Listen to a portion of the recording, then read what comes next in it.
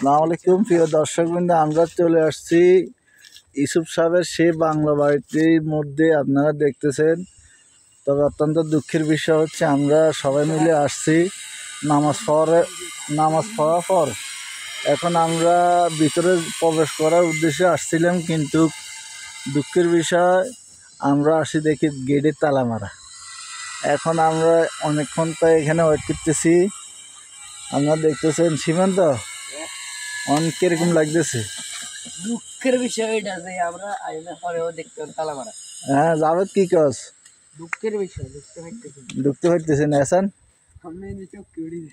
না না, এটা তো আইন দণ্ডনীয় অপরাধ। এটা হরে আমরা এটা আইন লঙ্ঘন করার কোনো দিকে নাঙ্গন নাই। আমরা আইসি ইসু সাহেবের সে বাংলা বাড়িতে, আপনার দেখতেছে আসার পর এখন দেখতেছি তালা মারা।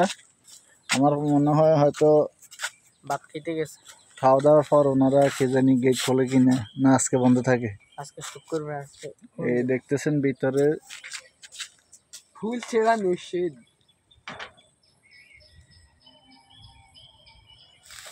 নিরিবিলি, দারুণ, কোনো কোলাহল নেই আজকে। কেন কিছুক্ষণ পর ভরপুর মানুষের ভরে যায়। This is Chapri place. বন্ধ সেকশন সব হানিয়েছিল রে। ঠিক আছে দাম আরে ওই আপনি জামা বাইরে হল লাগে ঠিক গেট আনবি না ওনারই এত জামা কাপড় হই এই যে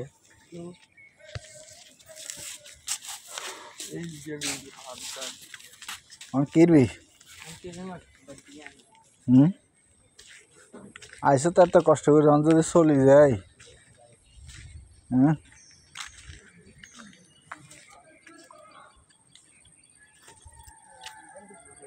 এই মূলত এই বাড়িটি নিয়ে যত কৌতূহল।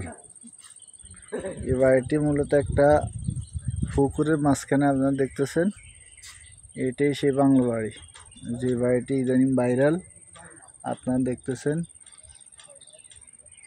যদিও খেয়াল ছিল আপনাদেরকে ফুল ভিডিও করে আজকে দেখাবো, কিন্তু আজকে নামাজের পরে আসার কারণে এখন গেট বন্ধ। যত সম্ভব 3টা বা 4টার পরে এটা খোলার অনুমতি আছে, এখন আপাতত বন্ধ। তা আপনাদেরকে যা পারতেছি বাইরে থেকে দেখাইতেছি, আপনারা দেখতেছেন।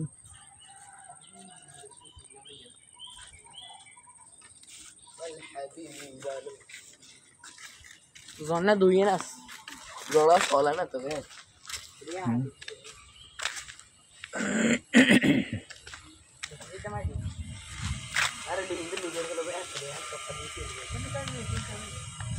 তবে কিছু